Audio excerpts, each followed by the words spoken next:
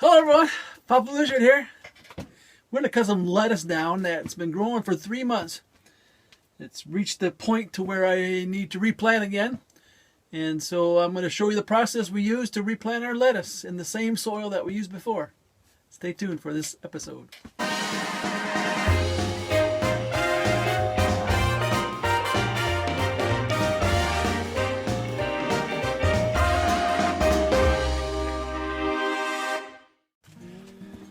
A lot of times when you have cut and come again lettuce, as you cut, you begin to cut too low and the lettuce just gets old and eventually you have to replant. And it's not something that you can just plant once and just continuously harvest, because eventually they will go away. I get 3 or 4 months out of them usually, and then they start going away. I had been planting them really crowded, so the last month and a half or so I've been spreading them out and not planting them so dense. So hopefully that'll have a positive impact on our growth rates and how fast they recover. The ones that I plant really loose, let them grow to baby greens, they seem like they recover a lot faster. I can cut on them almost every week.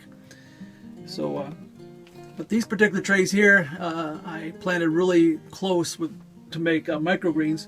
As I'd cut too low, and eventually, so now they've reached the end where I need to replant. So I'll show you the process that we use for that.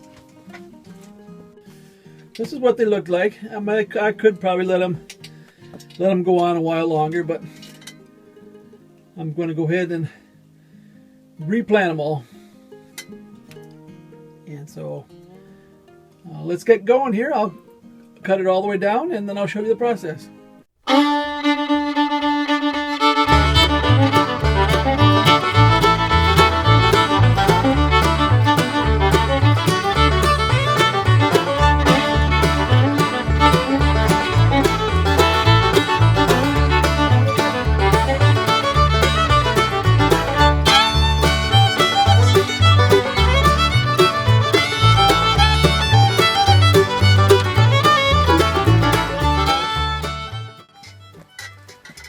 As you can see, I cut it all even. I mean, you don't have to get overly concerned.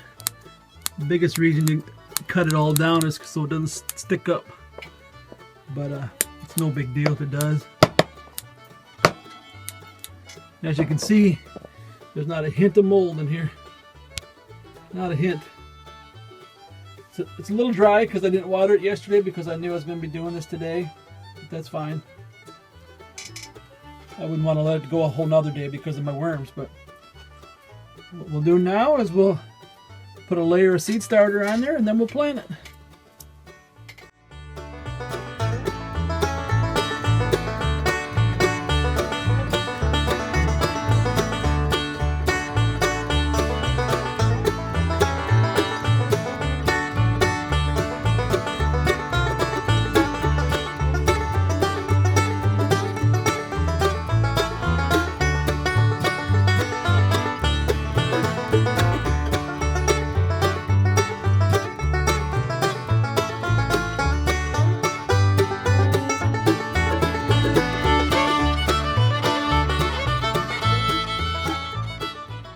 Well, there you have it. You can either pull out the plants by hand or you can cut, whichever's easier. I kind of do a combination of both. A lot of times when you go to change it out, there'll be some that'll be dead and they'll be really easy to pull up. And there'll be some that'll be harder and thicker and they're hard, so I just cut them. This leaves a little bit of plant growth down below the surface so our worms have something to munch on as they decay. And this process, you can keep doing it this way until the tray gets all the way filled up to the top. And once it gets to the top, then you wouldn't be able to do it no more. And at that time, you can switch it out and put it in your worm bin. And by that time, the worms in your tray will be going crazy. There'll be a lot of them in there.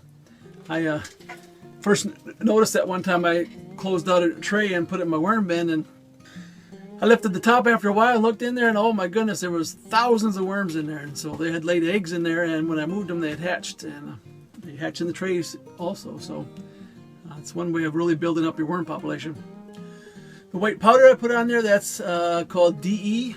I get food grade DE, and what that does is it kills any kind of insects or anything that might be in there. Sometimes when you use compost, there's little microscopic bugs that work very well when you're composting, but you don't necessarily want them on your food. And so what this does is it prevents any of those bugs from getting out of hand and coming up. Also works for aphids and things like that. So if you have an outbreak, you can just cut it off even, put seed starter on it, and then put some DE on it, and that'll take care of your aphid problem or any other insect problem that you might have. And it's worked very well for me. So that's a way of continuing and using the soil over and over without having to change it out each time. You know, for home use, changing out the soil can get pretty expensive after a while, and there's really no reason to, because there's nothing wrong with the soil. Especially when you cut them even like that, that decaying plant matter will give your worms all they need, and in turn they'll give you castings, and that'll in turn make your plants grow. So it's a kind of a win-win situation. Then once the tray gets all the way full, then you can take it out and put it on this side or in your worm bin, and it works very good that way. So we're glad we figured this out. You know, I used to change it out every time, and especially with microgreens, it's a big hassle because you know, they're only in there for 10 days, and boom, you got to change out the tray again, and it's almost not worth the effort sometimes to have your worms in there. I mean, it does help because of the mold issues and everything, but when you do it like this, I've had ones that I've done for 3, 4, 5 times already, and each time the soil just looks brand new yet. So I think that's the way to go, especially for home use. These are the two plants I planted. One was Grand Rapids, and the other one was Red Salad Bowl. These are my two most favorite ones I've used so far. I like to mix them together because it makes a nice red and green, just a beautiful salad. And then you add a little bit of chard, a little bit of beet leaves in there, and it's just a beautiful, beautiful salad. And so I'll leave a link for these in the description just in case you want to go and get you some, because they work really good for growing indoors. There's certain kind of lettuces that don't really work very well indoors. Little gem, and it doesn't work very well indoors. I got a whole pound of it, so I'll plant it outside somewhere. But indoors, it didn't seem to do very well. I might try again. It might have been the soil I was using at the time or something like that. But these two, they work very well for it. So I'll leave a link for those in the description. I'll also leave a link for my seed starter down there. This is the stuff that I use. It seems to work very well.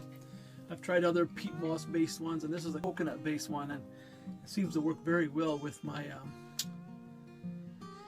worms and how everything works here. So alrighty, this is Papa Blue Shirt, and thanks for watching. Don't forget to like and subscribe, everyone.